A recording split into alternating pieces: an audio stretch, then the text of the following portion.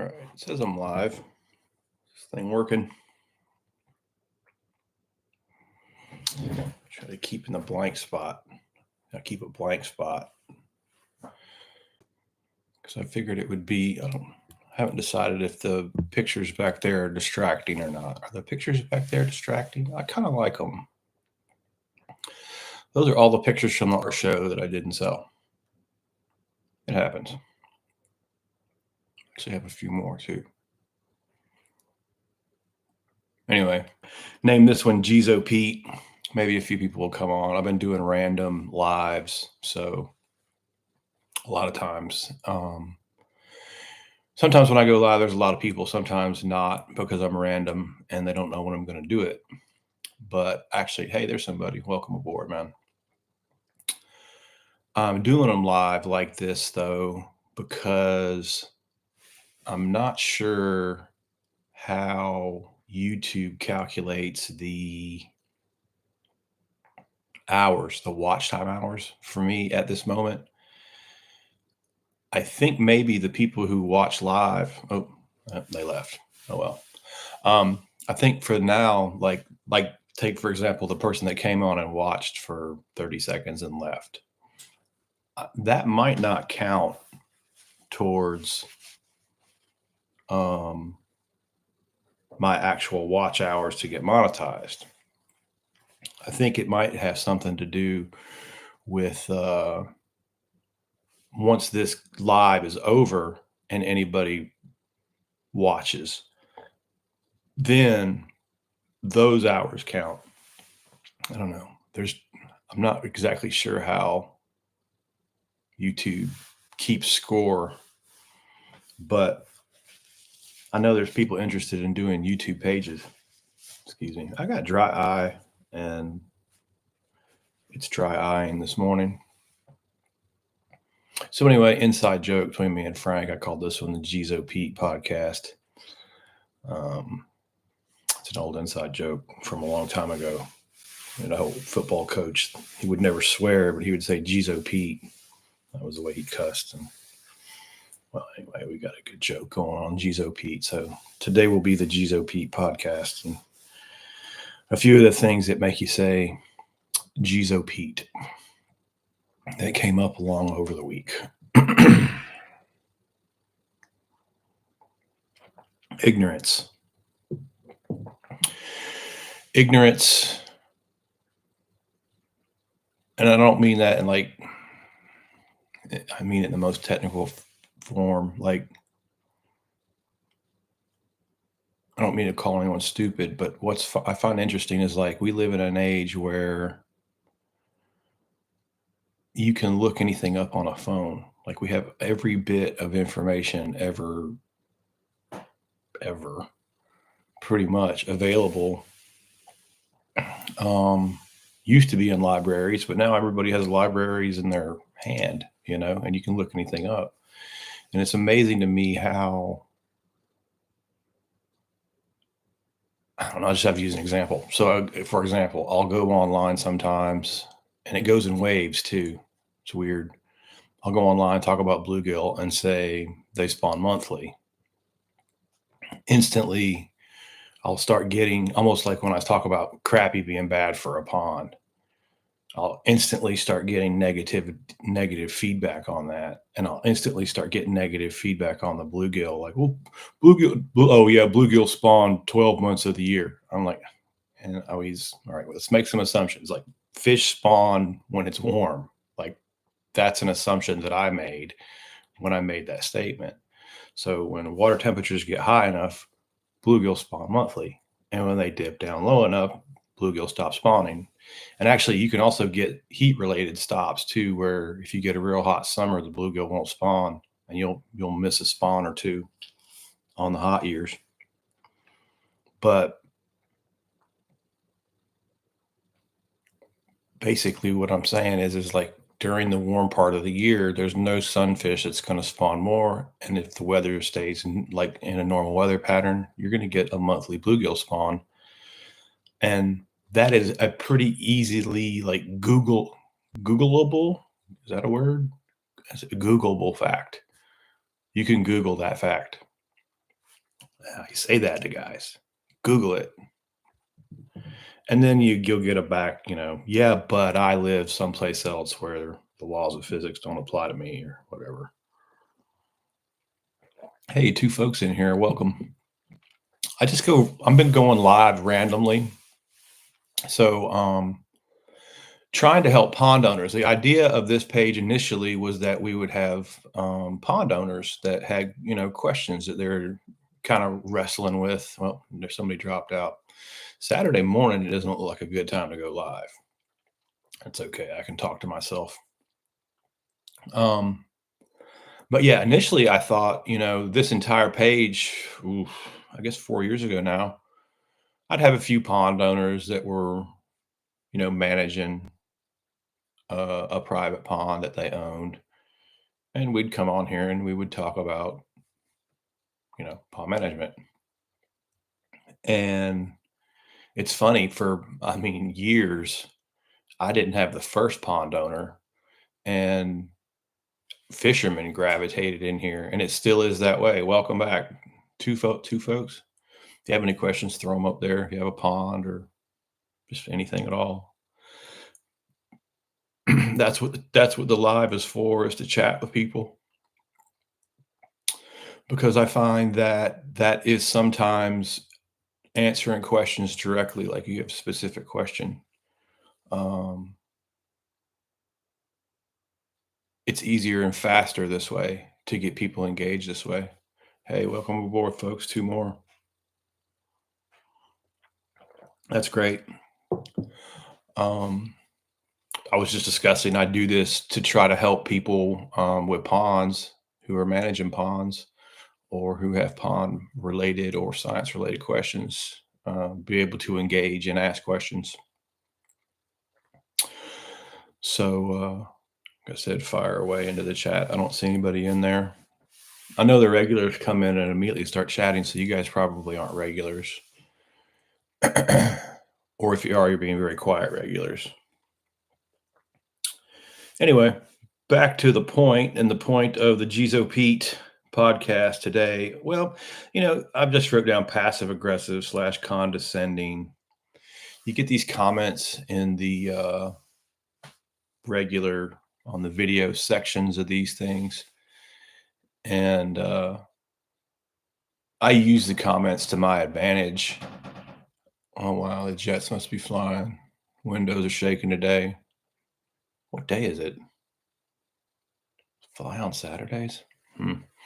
Hey, welcome in, folks. 5 folks today, or 4. That's okay. So in the comment sections, on your pages, you're going to run into this too if you're trying to build a passive aggressive, condescending, snarky, smartassy, whatever kind of attitude you're going to get into your comment section,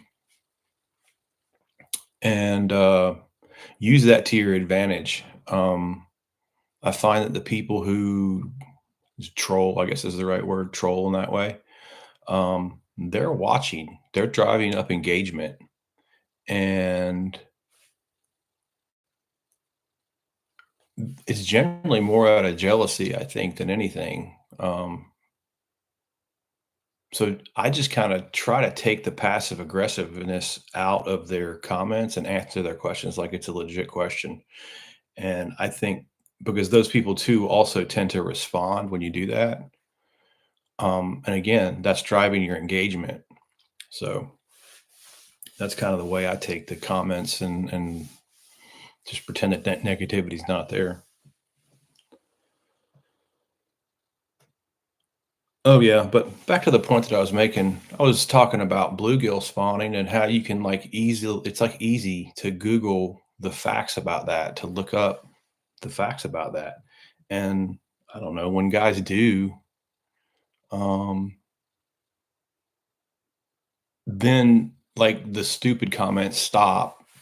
And now we can actually have, you know, an intelligent conversation about how this works and how the environment works. And bluegill are interesting fish.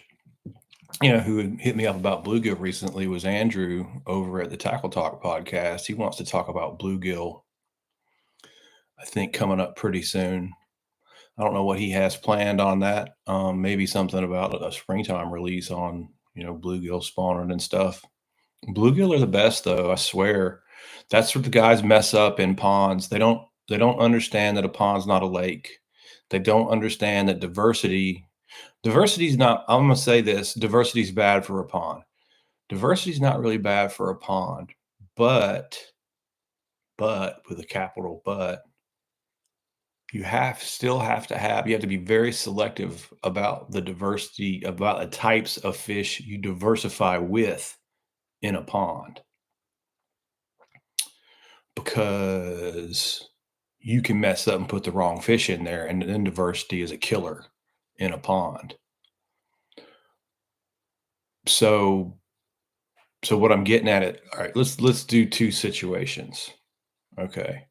We'll use real life situations too, because that's what I like to do here. I like to talk about things that I've done in real life and not hypothetical things that how we think it's going to work. Let's work in an area of where it has worked, before. So, like Sugar Hill Outdoors, we got plenty of videos back there on the playlist about Sugar Hill. We've been tracking it live since we stocked it. We're watching the growth rates in real time. That's the kind of things that I mean when I say let's talk about it for real. Now, the interesting part about Sugar Hill, since we're on the topic, I've done this many times with Sugar Hill. I've watched many ponds be constructed or drained and restocked.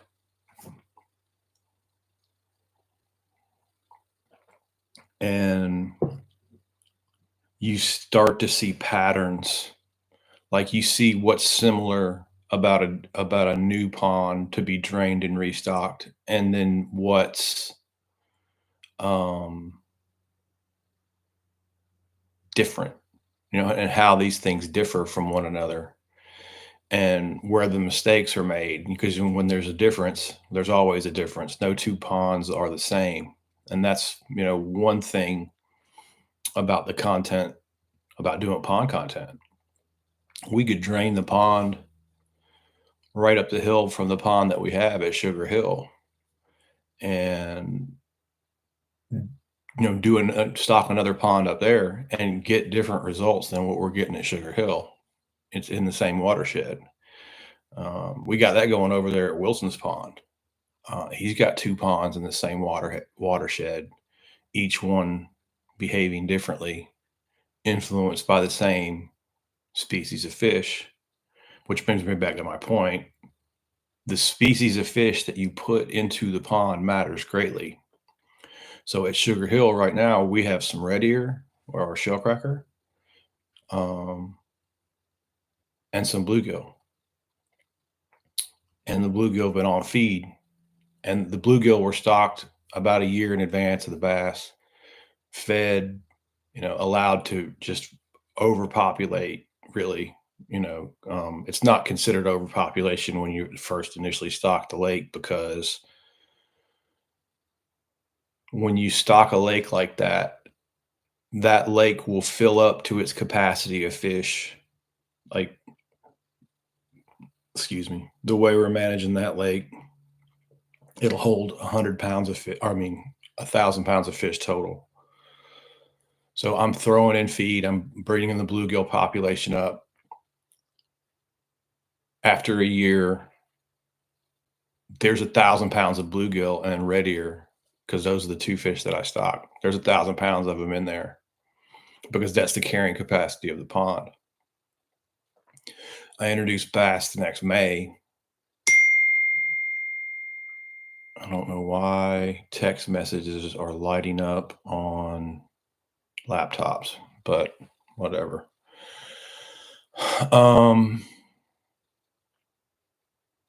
I stocked the bass the next May, and by the fall, that year they went in May. By that October, we had fish over 2 pounds. Not all of them, but several. And most of the fish were all over 1 pound by then, and just like 6 months later, in one growing season, because that's the period of the year when the fish grow. So then we had last winter, and then we've this entire growing season has been our bass's second growing season, and now we have some bass over four, several of them. So several of the fish in there are growing at a pace of 2 pounds per growing season to get to 4 pounds. See how that works? Um, they're not growing right now. It's the wintertime. Are they eating? Yeah, they just need a little bit to eat in the wintertime to stay alive, do that kind of thing all winter, but they don't grow in the winter. Okay.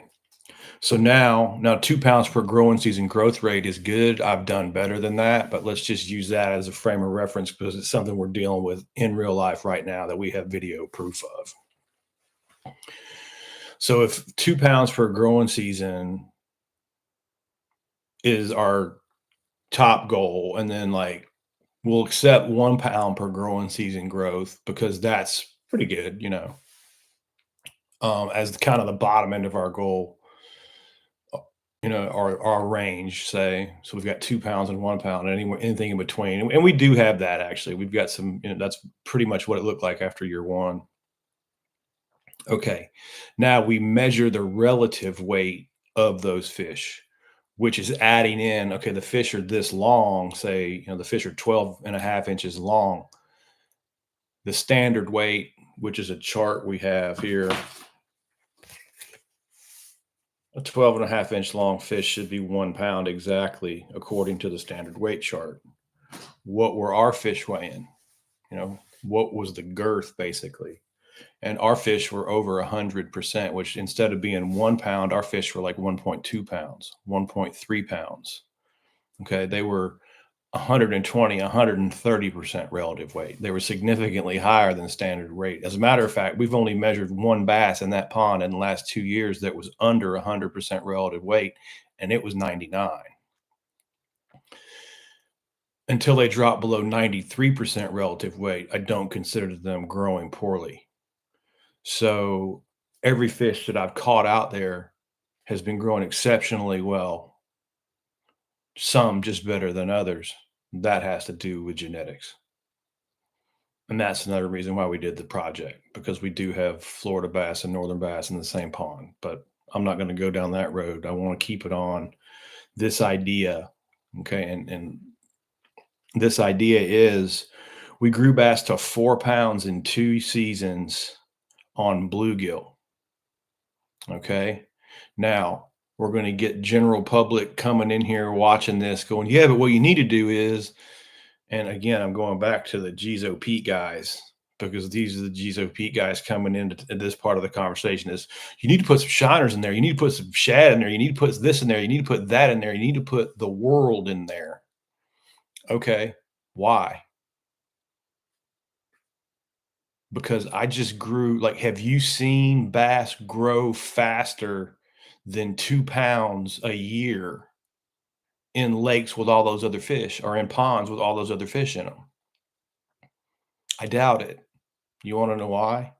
Because those ponds have all those other fish in them. That's why. And you can't get guys to listen to that point. I don't know why.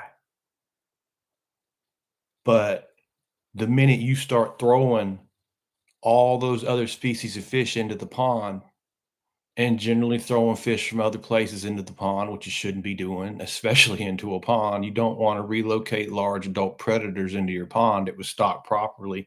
That's another good point. I got fish. I stocked the pond properly 2 years ago. I haven't put one more fish in it. I haven't put bait in it. I haven't put forage in it. I haven't put nothing in it. And I did it all intentionally. Could we go add all those extra things? You want to add crawfish, whatever, yak, yak? No, I don't. Why? Because of a measurable difference. And that's what I'm getting at. I went and I measured my fish.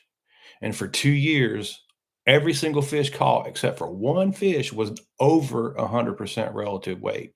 Every single fish was growing excellent, as good as I've seen fish grow. But I've gone to these other ponds, right? A lot, hundreds of times, not if not thousand. I've gone to all these places. These guys, hey, I stock crawfish. Hey, I stock shad. Hey, I stock all this. Hey, I stock all that. Hey, I spend all this money and I spend all that money and I do this and I do that. Okay. But when I pull out the tape measure and I look at the bass growth, they're spending a ton of money, but their bass aren't growing any faster. They're not growing anywhere near as fast as the one I got spending no money on, spending a feed bill on. That's my point in measurable difference. You spent how much money on this lake doing what? 10,000, $5,000 in forage? How much? And then why, if this is so awesome, why are your fish skinnier than mine? Why are your fish growing slower than mine? That's the part I can't get guys to see. That's why I'm recording this and that's why I'm putting it on here. Because your perception changes when you measure, and it's funny how your perception works when you make assumptions like that. Hey, I'm going to stock, let's just say crawfish. I'm going to put crawfish in the pond and the bass are going to get bigger. But did you measure it? You're going to put shad in the pond and the bass are going to get bigger. Hey, Drew. Drew's coming in with a good question about the pond. Did we drop any pea gravel in that project for bluegill beds? Yeah, man. Actually, what Clint did, um, because like I said, Sugar Hill is a landscape architecture company. So, we talked about the challenges that we were going to have in keeping the right habitat, and that's one of the challenges is keeping gravel fluffed up, so to speak, because once the pond bottom becomes the pond bottom, it gets mucky, and if you have gravel beds, they tend to settle. So Clint stretched a geofabric product that will keep the gravel fluffed up around the edges. There's a lot of gravel. You'll see it at the feeder mostly. There's actually a little bit, you could back a boat in right next to that feeder, so the gravel goes off into the lake a good bit right there. But there's a lot of gravel all around that edge. It's just a little bit difficult to see now, but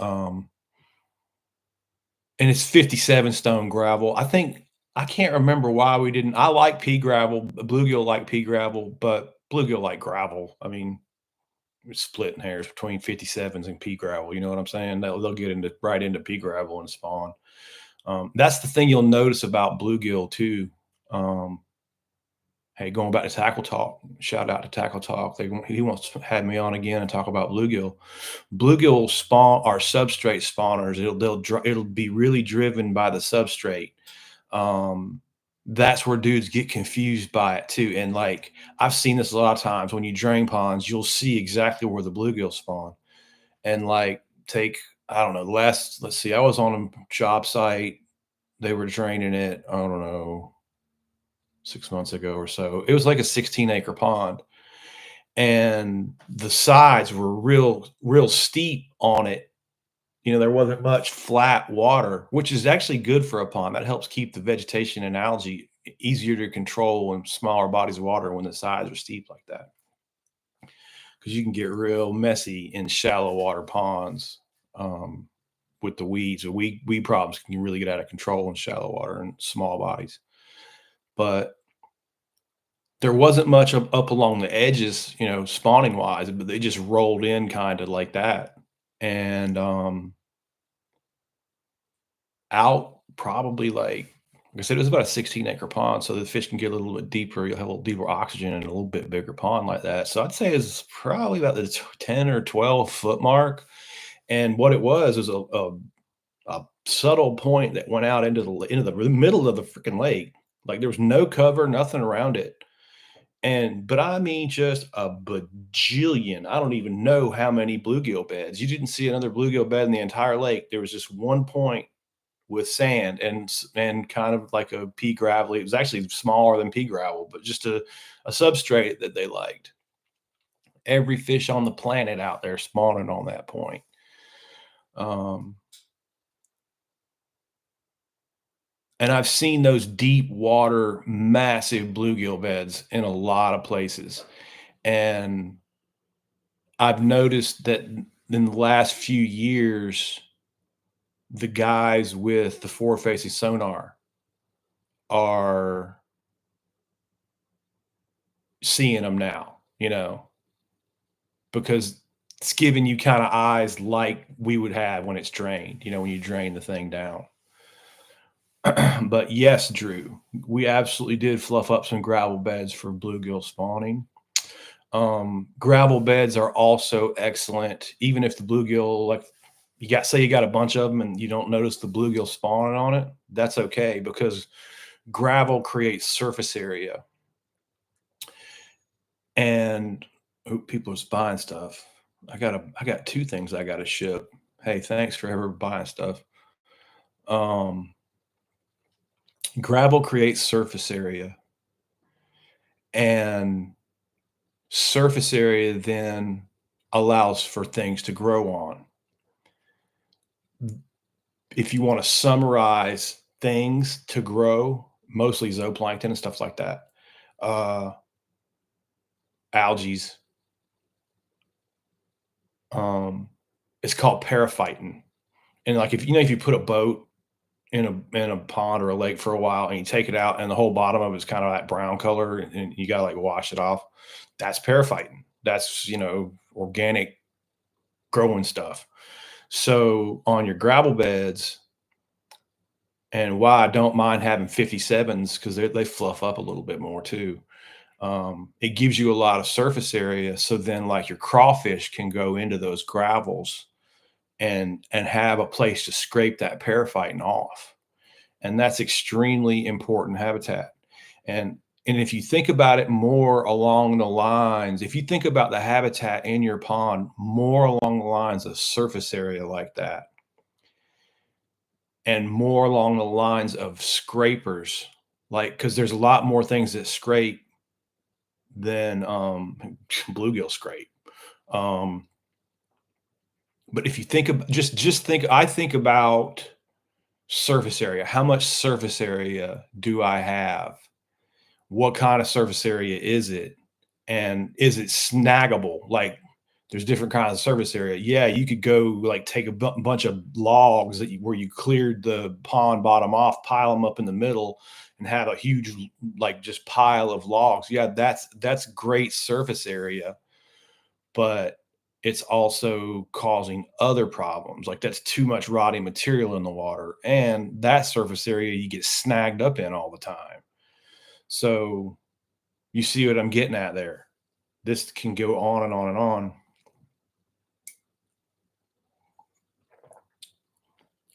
But if you're building a pond, when I'm thinking about habitat, I'm thinking about places like that, like gravel beds, rock piles. Sand is fine. Any substrate change opposite of what you have there is what you're going for. So in Georgia, whole bottom of the pond is clay. Everything clay, which is great for holding water. Our ponds hardly ever leak. You got to screw it up in the dam to make it leak. The ponds never leak. But it's low productivity water and there's really nothing. So we rolled boulders into the ponds. We rolled big, stumps, just the bottom of bases of trees that were rolled out of there were rolled out and then rolled back into areas. Did the gravel beds, extremely important habitat. Blowdowns, if you got several, instead of doing brush piles, we did blowdowns because it was much easier just the way that pond laid out. And kind of substituted the big stumps for brush piles. I like the stumps. They just last so much longer. They'll be there forever.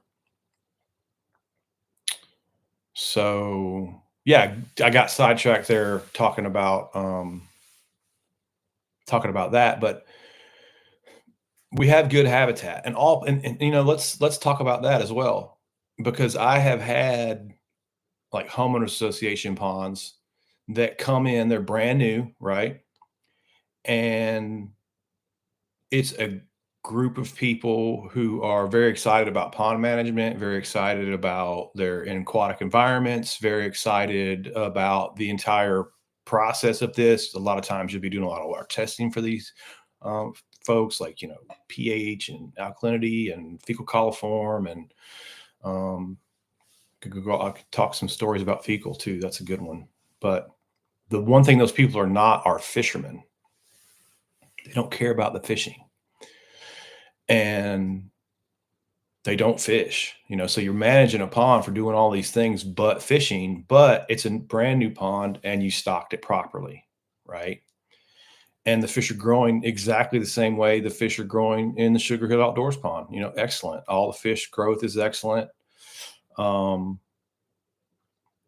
and then, based on where that pond was built, based on, how the homeowners association decides to handle that situation, based on whether or not, say, it's like something simple too, like is there a stream coming into the pond, or is the pond kind of isolated in a way that no other fish can get to it? And by no other fish, I mean if you have a stream, you're going to have other species of fish, and when those other species of fish creep into the pond, that's changing it away from our simple bass bluegill balance, right?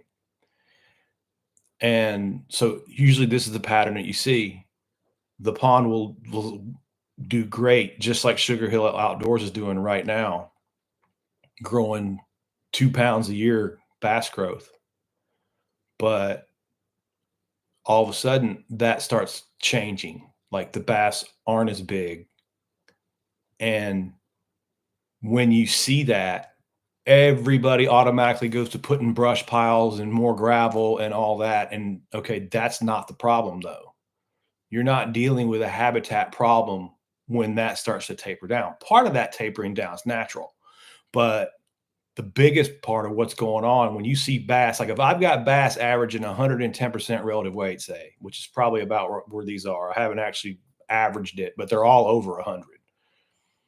And all of a sudden, over the next, say, 12 months, my bass my bass relative weights jump from 100 to 9 100 and 110 to 100, or 110 to 99. And all of a sudden all my fish, instead of being around 110, are now around 100. A significant drop in relative weight. Okay, that is not habitat related, because that's how fast it happens in a season, maybe two. It happens quick. And as soon as that happens, it tells me there's another species of fish in that pond competing with those bass and taking food out of their mouth, because the only way those bass go from 110 to 100 in that amount of time is they're not eating properly, right?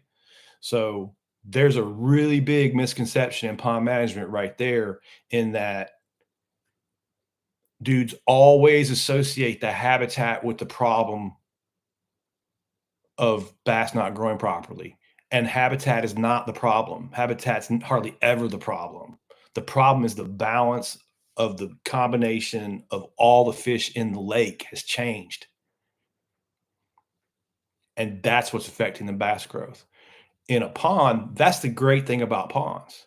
I'm getting red here. Hold on. You can change a pond's balance. We can fix that in a pond. Even if we have to drain the whole pond and start it over again, it's still fixable, right? In a big lake, you're getting in like it doesn't even take a very big pond before, once it gets a little bit out of balance, that one person trying to do the harvesting, trying to do the work, can't handle it. It's way more work than you can do by yourself fishing. Even if you fish 4 times as much as you always fish, and you keep every fish you catch, you're still in an insurmountable amount of work. And that's usually about It depends on how good a fisherman you are and how much you fish. But even if you fish daily, you're at about 20 acres of water, you'd probably be able to effectively harvest. Once it gets past 20 acres, you're going to need help. Anyway, back to the questions. I have a problem. What I have to do is either watch the screen, watch if I watch the questions, I have to kind of not watch the questions, and if I don't, I won't complete my trains of thought, and this gets even more confusing. Solar Warden says he loves content. Thank you very much, sir. Found me on Debo. I like Debo, man. He's a good dude. Oh, good. Solar. I'm glad you caught a live stream, man. That's cool. I wasn't going to stay on too long this morning.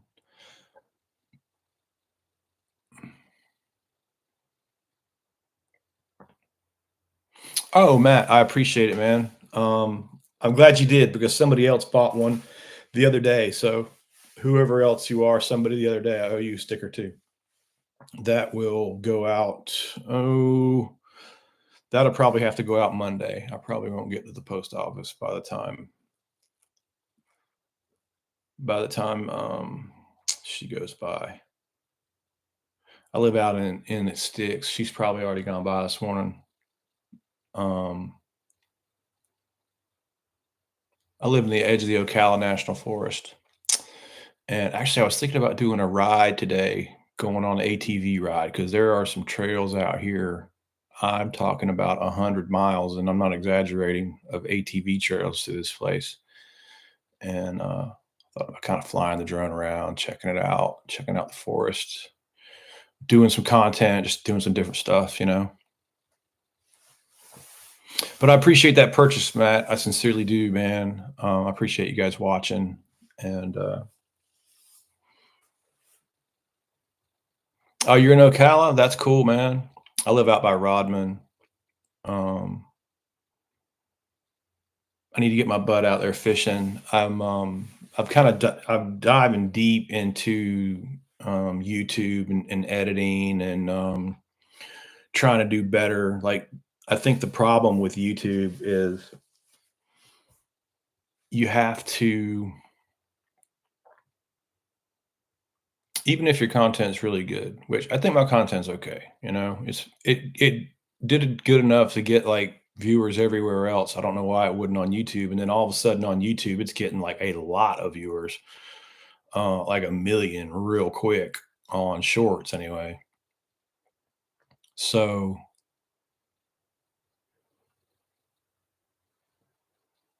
I think consistency, you have to have something, you know, interesting to get any kind of social media following. People, you have to be interested in some group of people needs interest in what you're talking about. But then, and that's kind of where I started this. I anticipated people with ponds would be on here asking me questions about ponds, but it's not. Mostly the time, most of what I'm doing is teaching fishermen, like,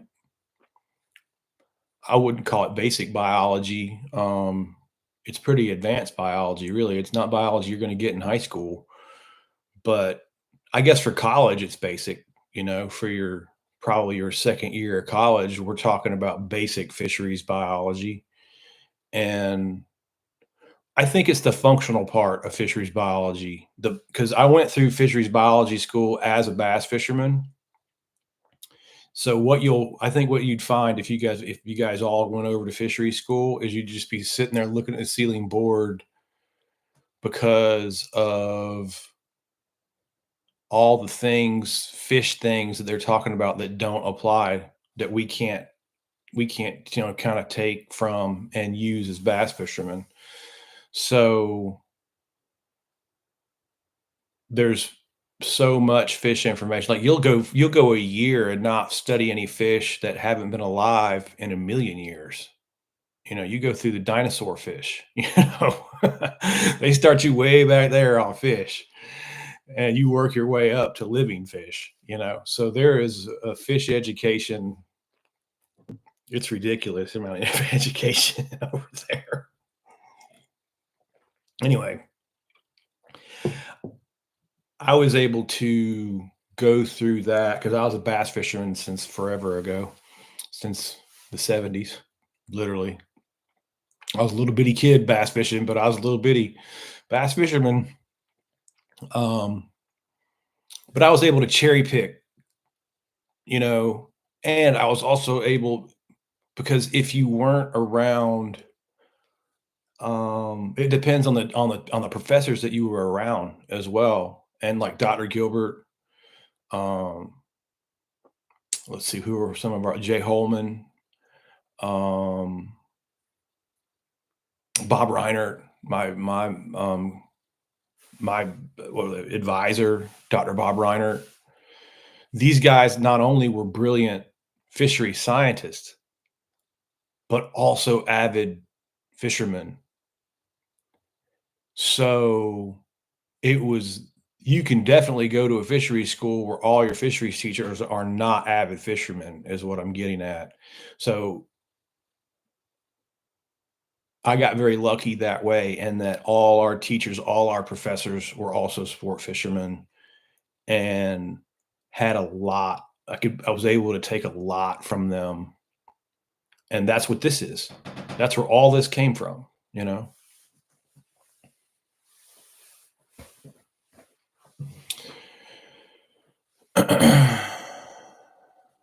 Okay, so yeah, thank you, Matt, for the sticker purchase. I'll get that to you Monday, man. Been dragging my feet on the other person. Sorry, I have not gone back to town really. Um, Morning, little Rich. Oh, good, man. Like I said, I'm not doing things consistently yet. Just kind of trying to feel out. Hey, we got 8 now. That's good. Trying to feel out where and maybe short. Well, they're not so short, 42 minutes going, but maybe doing randoms throughout the week is the best thing for right now to try to hit the most people. I don't know. I don't know what I'm doing. Matt says the content is different here. Oh yeah, thanks, Matt, man. Yeah, appreciate it.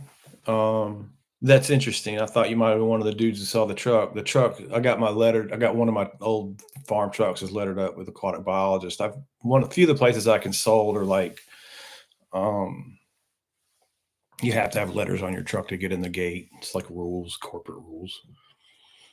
But I drive that truck around Ocala a lot. Michael says content is unique. Yeah, it's definitely is, man. It's not a run of the mill YouTube channel. And I don't know, I found myself like I think sometimes you find yourself trying to be different or I guess what I'm saying is I already am different and I don't have to be um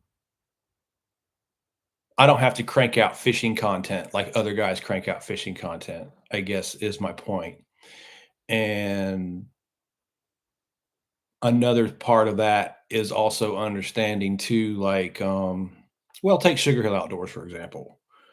In one more year, we're going to have bass in the 7 to 8, probably between 7 and 8, depending on what it's looking like right now in 3 years.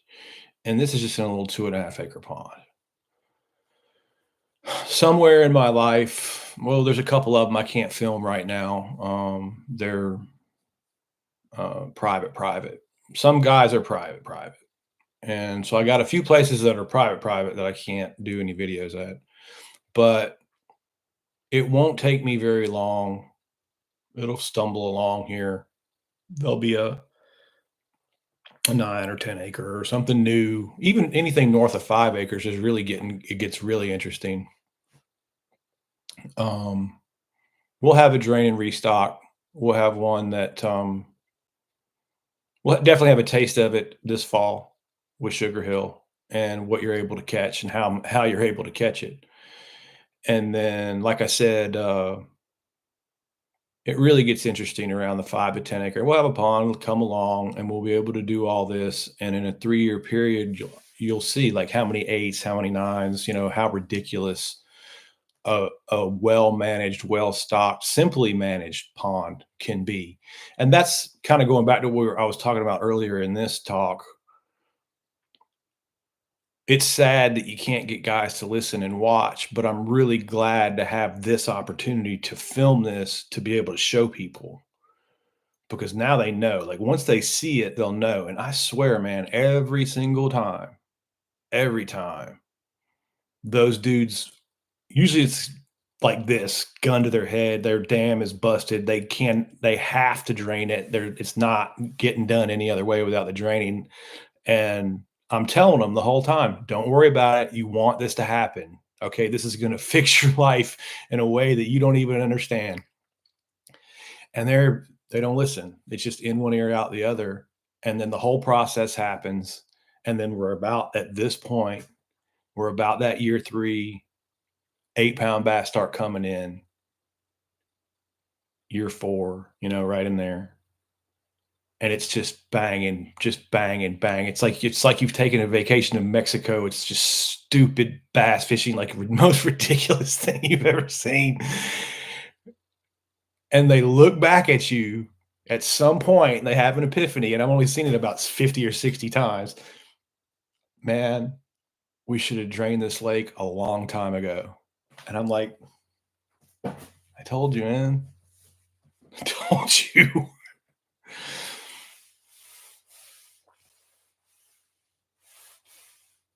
Let's see.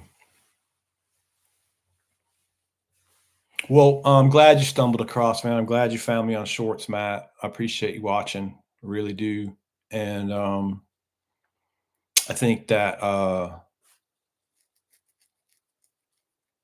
I think you'll learn a lot, and I think like, how do I put this? I was a pretty good bass fisherman. I was in a bass club, when I was in Athens, which that's separate from being in fishery school. Um, that was I actually worked at Zoom Bait Company, trick worms and super flukes. That's just outside Athens in Bogart, Georgia. And I actually hooked up a job there I was there about 2 years. Um, and through my job there, was able to get into the bass club. So, couple 2 weekends, 3 weekends a month, I'd be fishing major reservoirs with those guys in the bass club around there. We fished Lake Hartwell, Lake Russell, everything down the Savannah Riverside over there, South Carolina. Russell, Hartwell, Clarks Hill. If you ever go to Clarks Hill, be careful. That's big 80, 90,000 acre ocean over there. It'd get killed. The wind blows funny over there. Gets wavy fast and dangerous over there. Um, Kiowee, Lake Oconee, Lake Lanier, all those big lakes around in Northeast Georgia, area. We fished in there.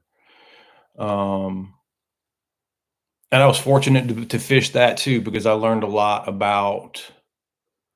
I was back of the boat, I didn't have a boat, just in college, just wanting to fish. And then what happens when you fish back of the boat now, guys are doing it, a lot of that with the pros, you can pay and fish back of the boat with those guys. And I was fishing with guys that were 20, 25, 30 years in the club, veteran bass fishing. It was a pretty good bass club, and just learning how different techniques, because you get like, I was used to pond fishing. So what are you pond fishing with? When you go pond fishing, well, generally not throwing too many treble hooked baits from the bank. Those just are asking to get snagged. A lot of surface and a lot of like worm fishing. But all of a sudden you're on the boat with a guy who doesn't take the trolling motor off high, and all he's doing is burning rattle traps. And you've never done that before. and you don't even have a good crankbait stick, and you learn. So a lot of my learning experience too, I take away from being in that bass club. Back to the point though, I never met anybody who will like sit down and learn the stuff about the fish biology and learn the stuff about all the stuff that we're talking about here. I don't know that it's going to make you a better fisherman, but what I have seen it do is make you more confident. And because you have more understanding in the environment and of the biology of the fish that you're looking at, and being able to solidly identify a bluegill, being able to say it's not just a brim anymore. It's just like you can look at it and you know what you're looking at, and you know the life cycle, and you know all that stuff. That gives you confidence, and confidence makes you a better fisherman for sure. All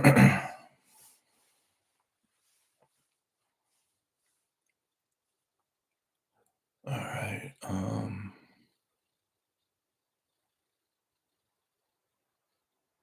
Yeah, solar. I like the science too, man.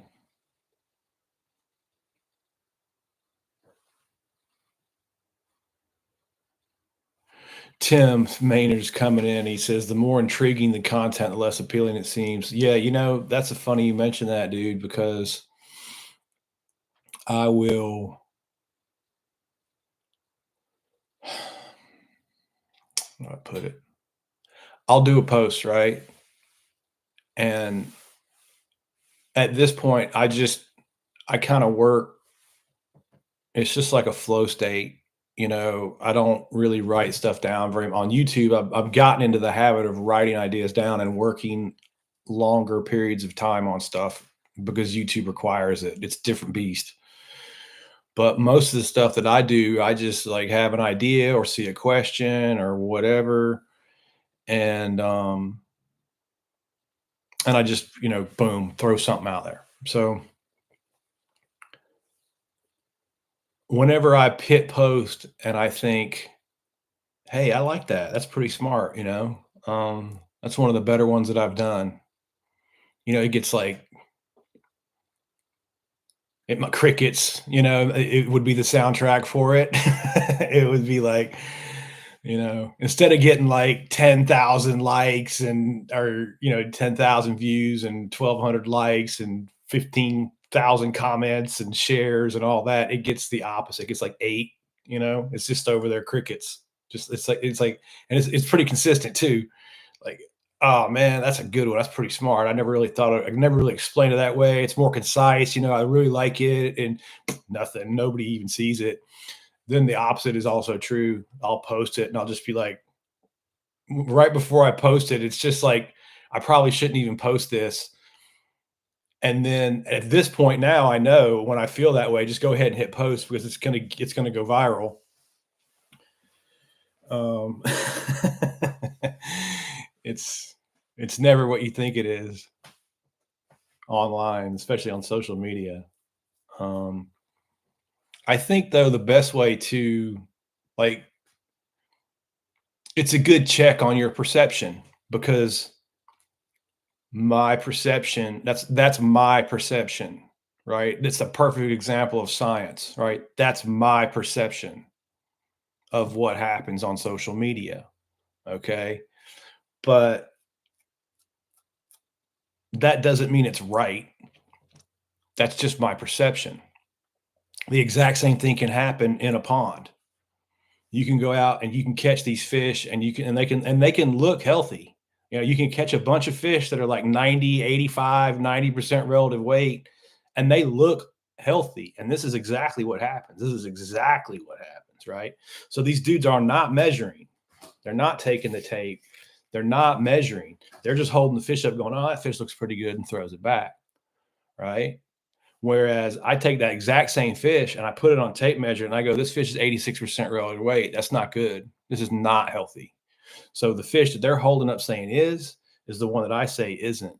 And that's where the major disconnect is in our bass fisheries. And it's that little tiny extra step of just measuring and giving it that score and writing that down on a piece of paper and making a list so you can look at the last 20 scores of bass. You know, like if you wrote down 20 different bass that you weighed and measured and scored relative weight, now you have a data set. Right now you can see trends, not this, oh, I held it up and looked at it, oh, it looks good. No, it's not how this works. That's not how you do this.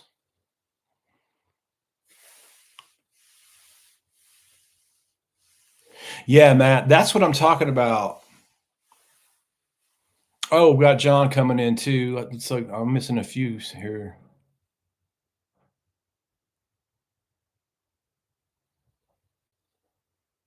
Oh, back up to Tim here. Let me scroll back, make sure I'm not missing anyone.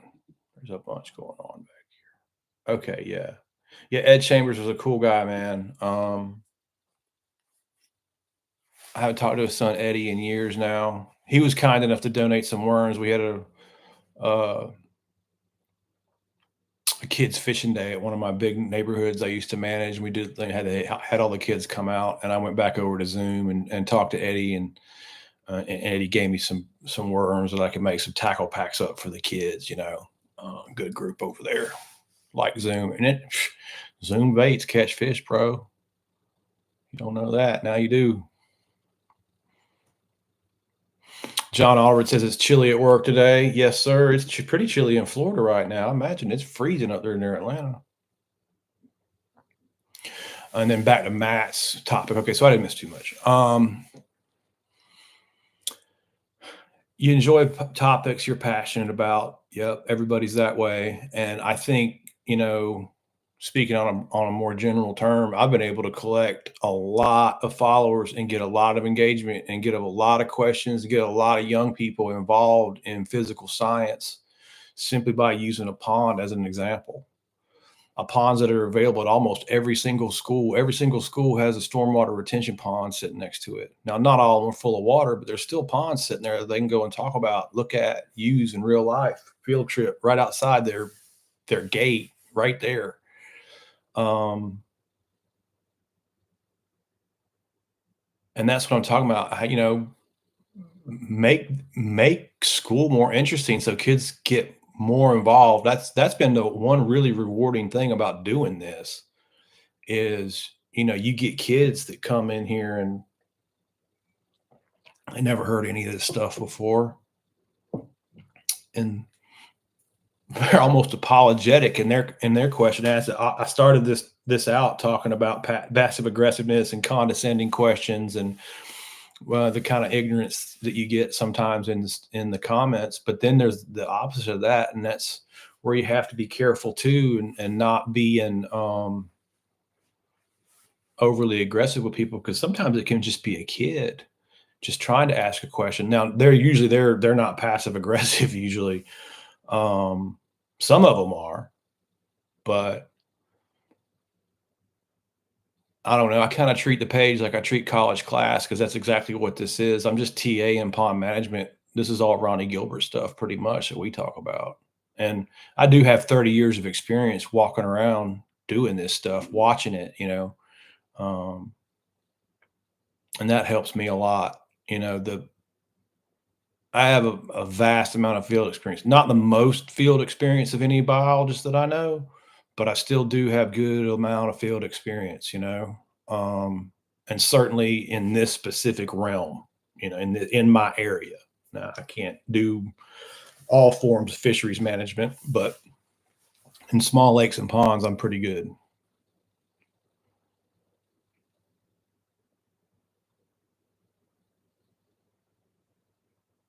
Okay, so Drew's coming in with a question. Have I ever seen anyone make a pond with shiners and dump it in every once in a while? Yeah.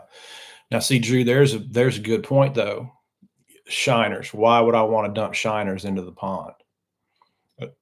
Yeah, I could do that at Sugar Hill Outdoors. We've got a pond above it. I could grow fish and dump them in.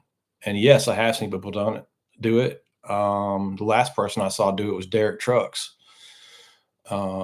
He's got a pond like that at one of his lakes, a pond above a lake that he drains forage off into.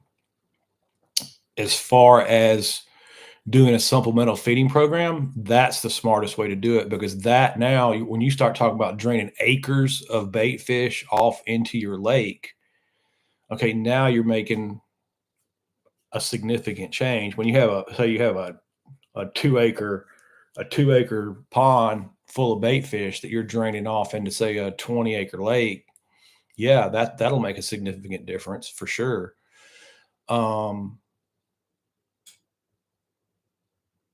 You've actually entered the level where feeding would make a difference. You're not going to bring feed forage on a truck and make any difference that way. But draining a lake off into a lake like that, yeah, now you actually will. But at the same time, I don't know that I would exactly pick shiners as the species of fish, because any shiners that live are going to be displacing my bluegill. Shiners and bluegill compete against each other.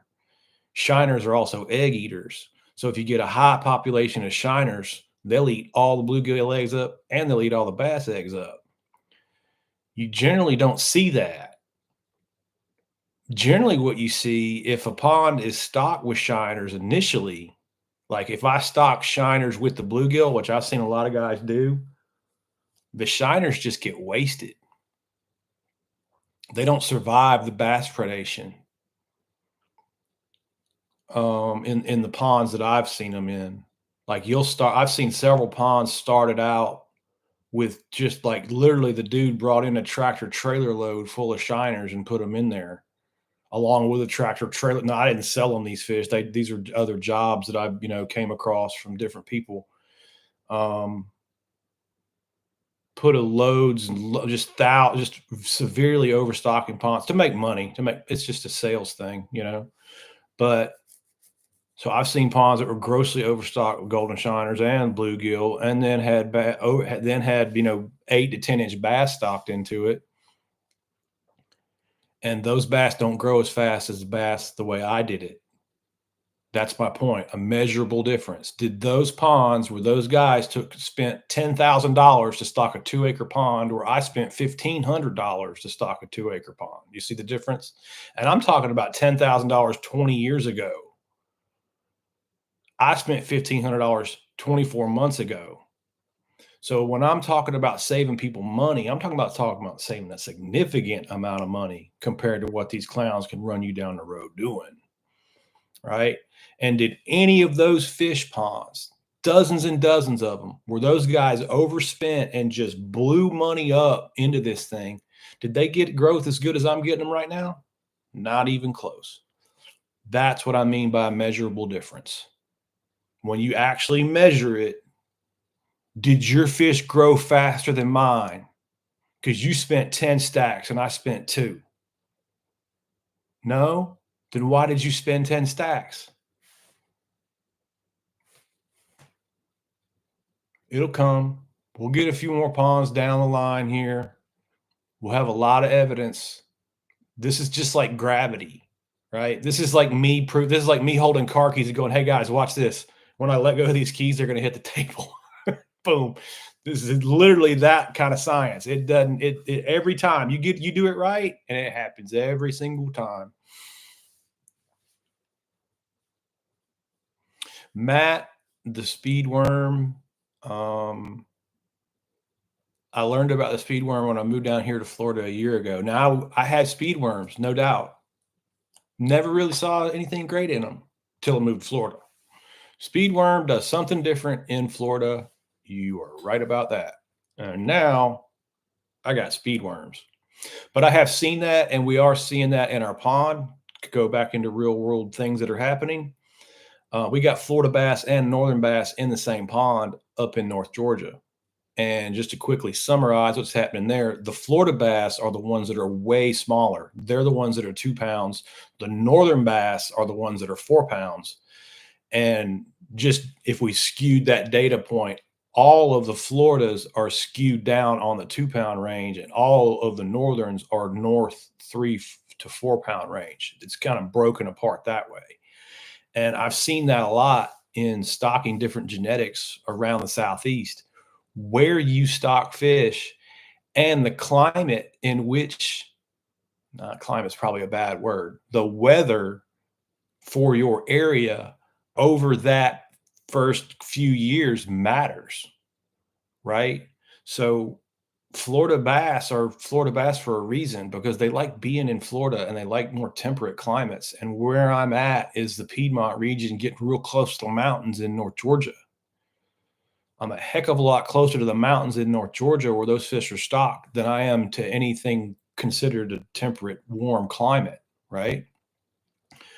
Um, so we're not getting good growth in Florida bass. And there's a topic you never hear anybody talk about, but based on what I've been doing, walking around the Southeast and stocking lakes, that again, just like the keys dropping and hitting the table, that is what you get with Floridas. I do not recommend stocking pure Floridas.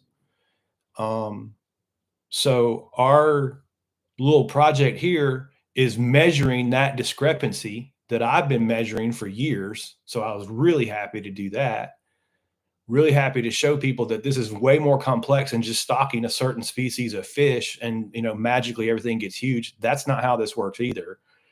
And then now we're going to be able to watch the reproduction of those northerns and Floridas together because that actually creates an F1.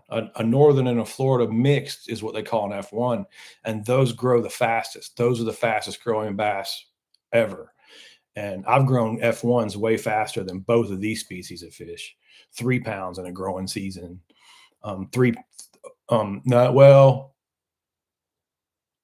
almost 3 pounds, but 2.5, two and a quarter, 2.5. Like if you stock them in May by the fall, if you get the right weather in the fall, you'll be really close to 3 pounds in that first growing season.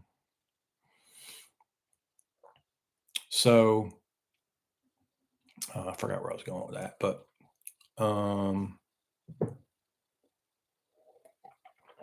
at least though, like when we talk about these things, you understand what the limits of bass growth are. All right. That is as fast as you're going to see a bass grow. Now, where else you'll see a bass grow like that is in a brand new lake, too. These lakes that they're just building, pay attention to those lakes and fish them because years 3, 4, 5, 6, years like 4 through 8, 3 through 8 on any new lake, because that balance is still there. The other fish species haven't had a chance to get in there and disrupt it. Just like a pond, you'll see that happen in a lake, too, where it fishes awesome and the fishing's incredible, but then all of a sudden it starts to drop off.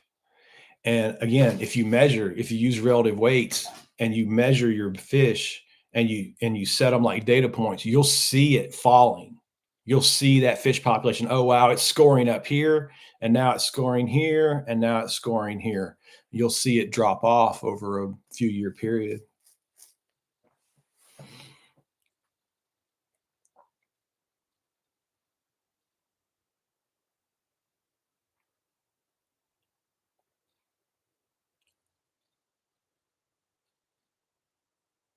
Yeah, Tim's saying about the speed worm. And what's funny too, Tim, is the speed worm catches the Florida bass in the pond more often than it does the northerns.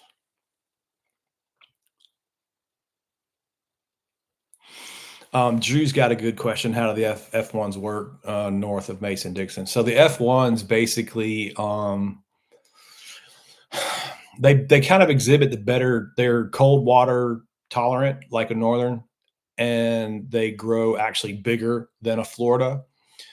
And that's the part that again, it's kind of like selective hearing. People have selective hearing, right? So do Florida bass grow bigger than northern bass? Yes, they do. But, and then there's a capital but they got to be in the right locations. Otherwise they don't. You see what I'm saying? So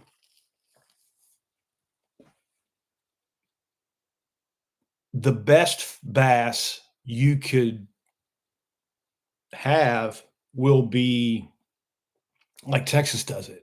They take bass from areas from, they have local fish that they collect for the Sherrilunko program to manipulate the genetics to the biggest fish possible, right? But that all stems off of them taking local fish from local fisheries, right? Um, and I don't even understand how their stocking strategy even works. I don't really understand how the Sherrilunko program works. Honestly, I'd like to go out there and do some content on it. I don't know what they're doing on their major lakes because, like I said, that goes against. I'm not taking genetically superior fish and stocking them in ponds. I'm trying to make my pond create genetically superior fish. You see the difference? Because stocking in the pond world, like taking fish and throwing, this isn't the lake world. That's what they do. We don't want to be in a situation where we're constantly stocking this pond. That's a problem. Okay. I want my pond to be on autopilot. Yeah, I want to go out and catch a couple bass, maybe 1 or 2 years or something happens, weather wise, maybe we've got to stock some fish. But generally speaking, like out of the next 10 years, I don't really want to see the stocking truck there anymore, stocking any form of forage. I want the fish, I want my fish feeding on what's being produced by the pond. And it's my job to make sure that the pond keeps producing. Making the assumption the pond is always going to produce the necessary amounts of fish for bass to grow is being stupid. Okay, that's not understanding how this works at all. I could tell you how this works. If you go 5, 6 years doing strict catch and release, your bass are going to stun at 1 pound. And then we're going to be right back where everybody else is, like making excuses as to why all the bass are 1 pound. Going back and talking about brush piles and habitat and doing all the wrong things because it's not about that. When your fish start getting skinny, it has to do with fish population balance, not habitat. Remember, we talked about that before. Exactly, Tim. Low maintenance hmm, there's a word I'm having trouble with. Sustainability. And what does low maintenance mean? It means low money. It means low money. It doesn't mean I'm bringing in $1,500 to $2,000 loads of shad every year. Boy, they get all giddy and excited when you do, though. I can see how those guys make a living selling them because these 50-year-old men start acting like children. Oh, here comes a stock truck. This is going to be awesome. And I'm just looking at it going, you're about to stock $1,500 worth of fish that are about to get eaten in about 3, 2, 1. They're done. They're getting smoked. I've seen it and seen it and seen it. Man, you've got like 72 bass per acre out here. You haven't harvested any of them. You haven't taken one fish out of this place, and you're going to put shad in.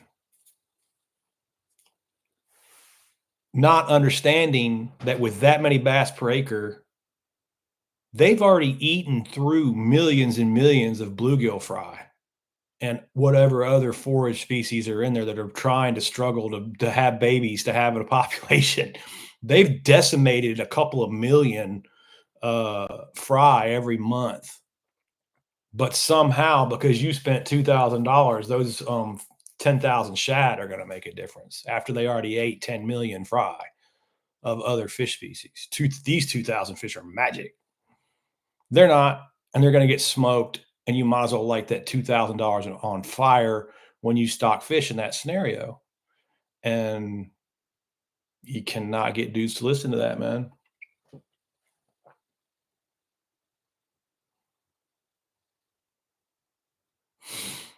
Oh, Frank, what's up, man? Do bass show any preference in mating with their own strain, or is it any? It's a good question, Frank. I really don't know. I've never, ever, ever um, been in this situation where I've got Floridas and Northerns in the same pond. Normally, I just stock F1s. Um, and then second, backed up to that is pure Floridas. Some guys insist they, you're not stocking the pond anything but pure Florida bass, and no matter what I say, it doesn't matter. They read it on whatever they read it on, and or saw it wherever they saw it, and that's the way it's going to be in their world. And I've like, again, I've done it. I've gone in the real world. I've searched around, and usually back in the day, like getting all these genetics now is pretty easy. But back in the day, getting some of this stuff was more difficult. Even today, you don't get whatever fish you want. You got to kind of work with what's available. But you put the pure Floridas in, dude's all happy. He got what he wanted.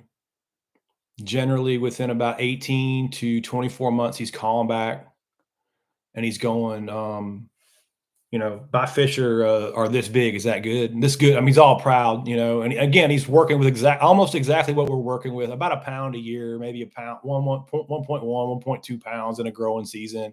So he's maybe at like 2.2 to 2.4 at this time, about a pound a year, maybe 1.1 pounds a year. And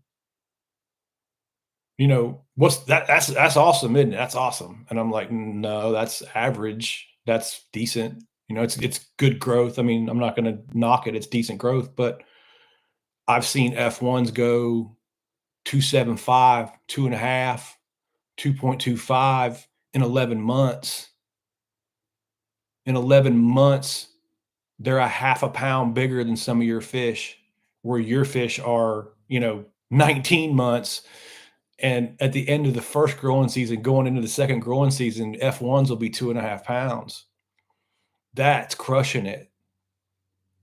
That's the difference. So whenever I hear these guys on TV start talking about the Florida bass and how they grow and how great they are, it's like, man, you ain't never grown bass before, because I take an F1 over anything. F1 is a roller. F1 be 12 pounds in 4 years. Seen that.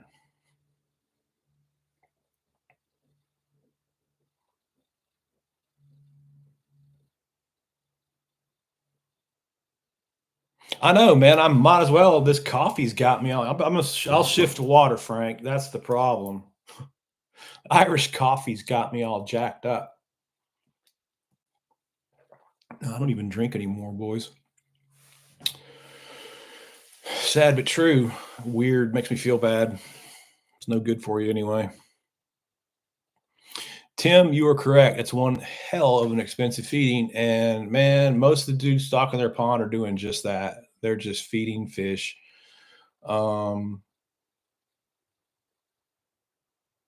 Good money for the fish hatchery, bad money for you, bad trade for you.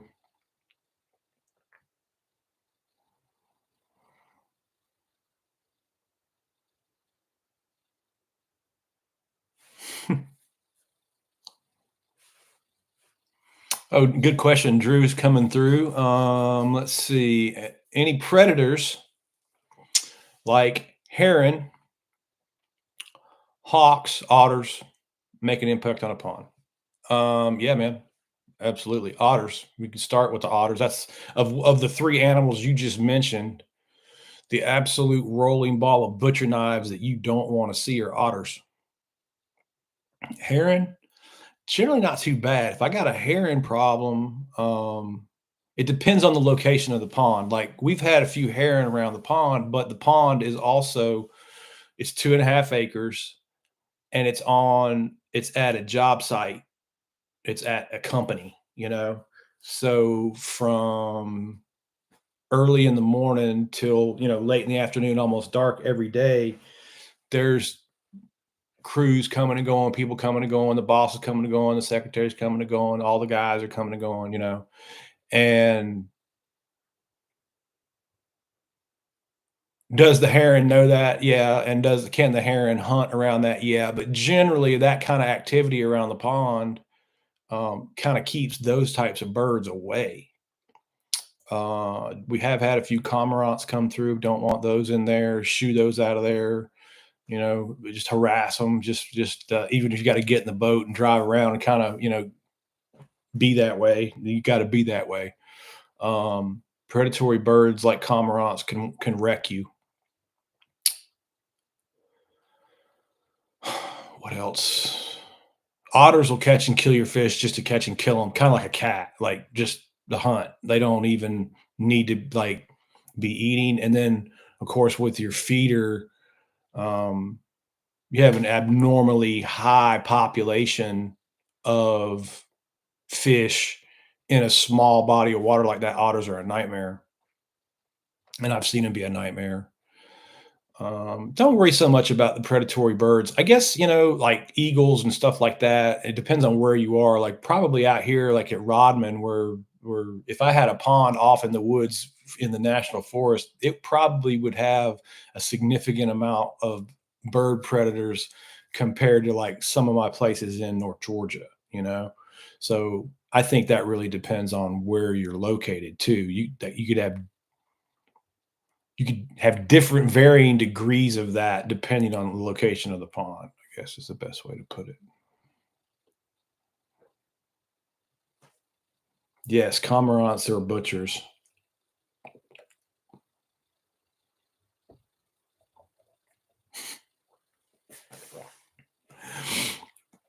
Frank just unsubscribed, everyone. Sorry, see you go, Frank.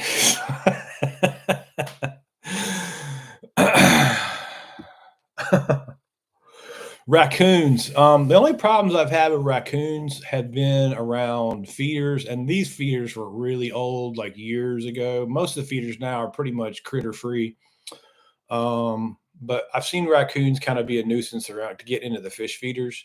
But as far as catching fish and doing problems to a fish population, nah. Don't think they're going to give you too much trouble. I think probably the worst terrestrial predator you could have would be an otter. And then an avian predators would be cormorants, would probably be the worst. You're going to get picked over by like your bald eagles, and bald eagles are probably about the worst fishing birds I've seen. But I don't know that they're, a bald eagle or a pair, kind of hunting over a pond. I don't really know that they're taking enough fish to matter. Um, I can't. I've seen that happen, but I've never like gone to the pond and go, "Oh my god, the pond is absolutely ruined," and come to the conclusion that it was bald eagle predation. So it takes an awful lot of killing to kill a pond. Um, and like I said, otters will do it just to do it. So that's just killing, not to feed. Eagle comes and grabs your fish, goes and eats it.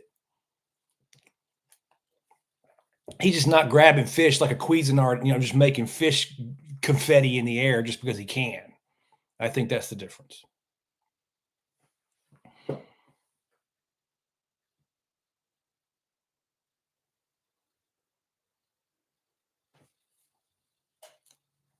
Midwest.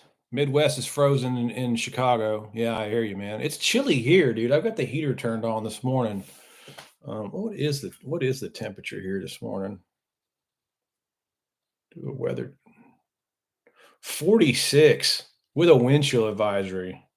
Yep, that's cold for around here.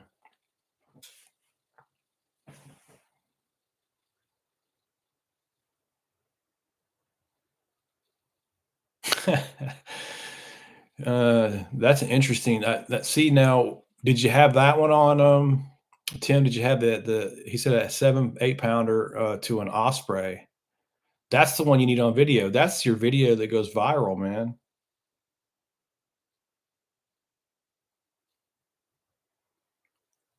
Yeah, the raccoons go for the mollusk and the fish on shore. Yeah, definitely. I could see that. Could definitely see that. Little Rich would pay good money for 46 degrees. Yeah, I know, man. I rub it in. Dude, it was 71 yesterday afternoon, so this is cold.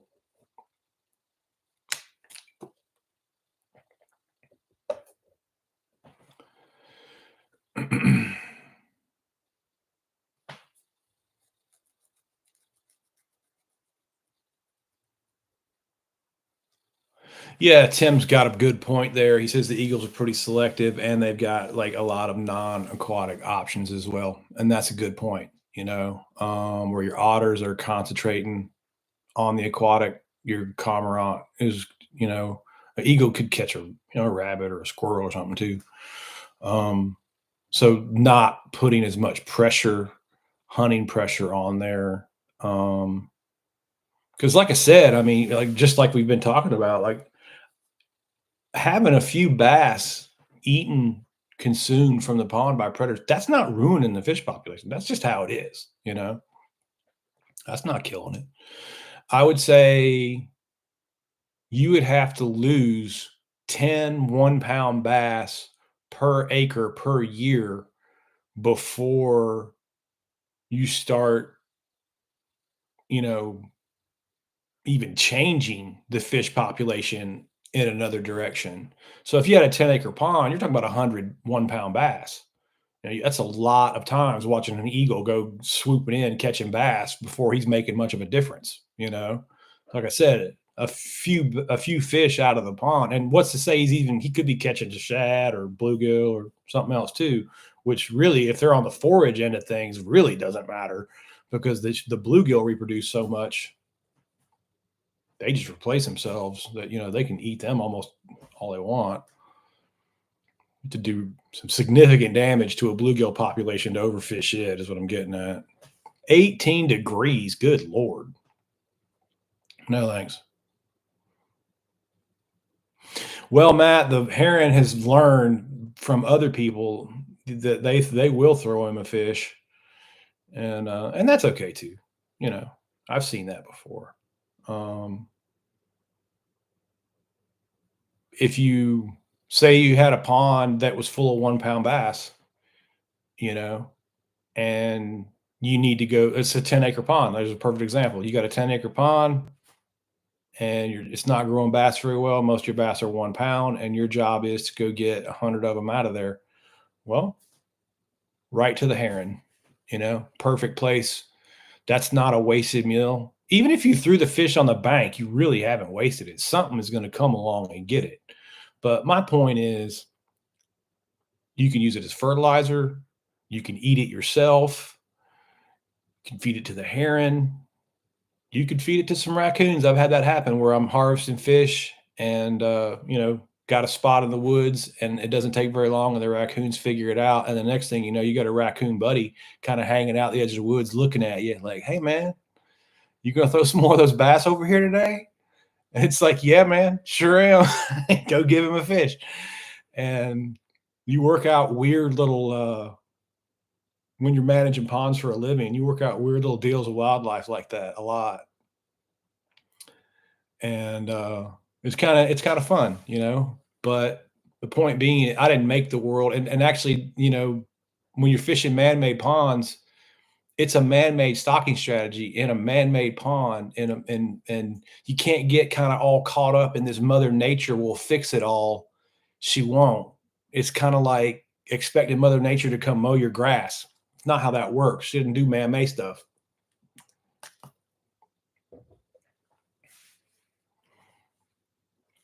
All right, back to the questions or the chat board. And I should have went on StreamYard again. I keep forgetting to do that, and that way I could put these up on the screen. I really like that.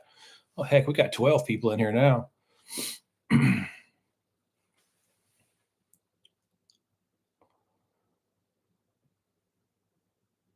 Aluminum saltwater aquarium stuff. That's cool, man.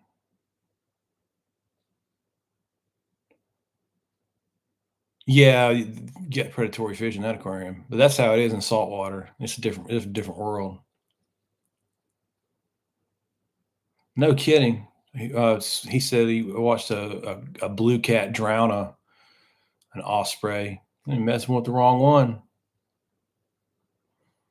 Big Malone, what's up, my friend?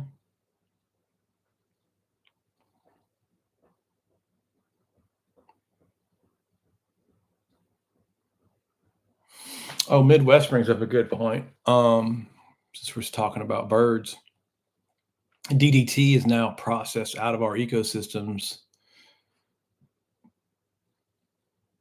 Yeah, that's a good point. Years ago, there was problems with DDT and the loss of birds, so we're having, and I think that's another problem too with the cormorants, although I don't know what you would do about it. I mean, nobody's going to shoot a cormorant, I mean, other than pond people, but the cormorants almost went extinct too. And then, so they got onto the endangered list and protected list or whatever those things are called.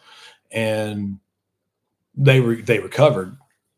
And now, good Lord, they're everywhere. They're definitely not endangered. But that's the thing about those protected species, endangered species lists. Getting on them, especially these days, is easy. Getting off of them, like once you're on it, kind of. And they got on it and got like saved. They a lot of things changed. Whatever, I don't even know what was impacting. Probably like commercial net fishing and stuff like that. I don't know. Something changed that was whacking the cormorants out, and now they're back. And when they're bad, holy cow, are they bad?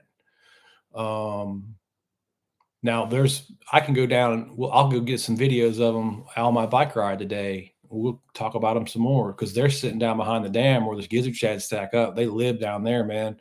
That's cormorant heaven. The backside of that river right there, beautiful. And even a 10,000 acre lake, there's cormorants all over it. There's ospreys all over it. But it's such a big body of water that that type of bird predation can be accepted.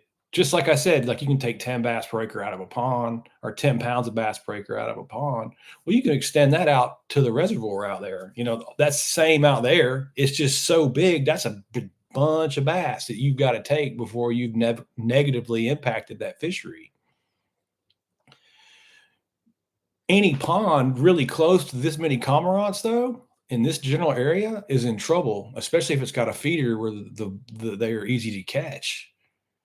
That's bad, you know? So once the cormorants figured out there's an easy food source there, they go easily wipe that out and just come right back over here. That's kind of my point. Where your pond is located matters.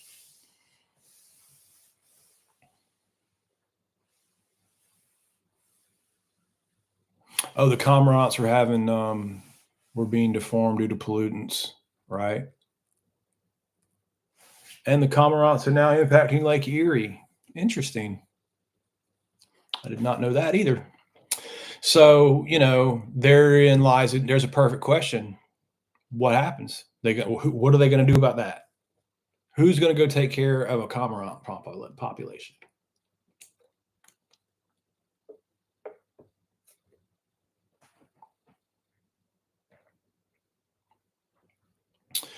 Matt's got an interesting question coming in. A lot of people recognize that pond, Matt.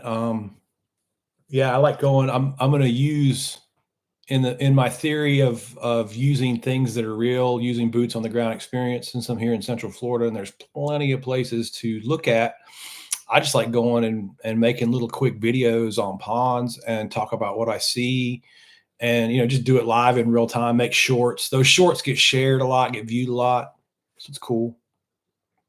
Spreads the page out. And I don't know, man. I just found it on the map. I was over in that area. My doctors are kind of over there, and I was over in that area running around and just looking for places. And I've had a lot of people though say that they fish around over there.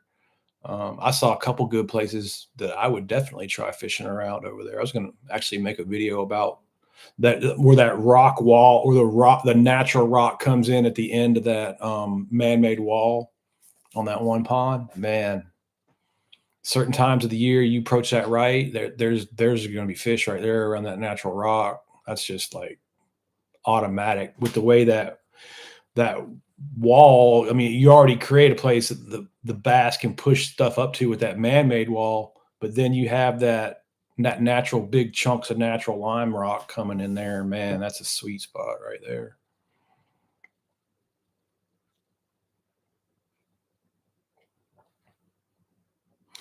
Yeah, Tim. I've got one. I've got actually got two bows now. I got one kind of a cheaper fishing bow, and I'm going to convert another one of my bows to a fishing bow and shoot some tilapia. There was a ton of tilapia down the bank right here. All it's coming up pretty soon too, man. It won't be but about a month, and you'll start seeing the tilapia up around the edges again. And and that's a problem. They're too big, you know. So thin them down, give them away, fillet them, whatever. But do some bow fishing on them. And those dudes that were bow fishing shot some pretty big catfish doing that too.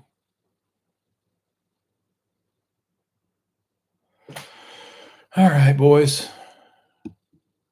Going on an hour 35. Probably call it. Make sure I didn't miss any questions. And I got to take a leak anyway. Drank a coffee before I started this. That was a mistake. Mental note: stick with water.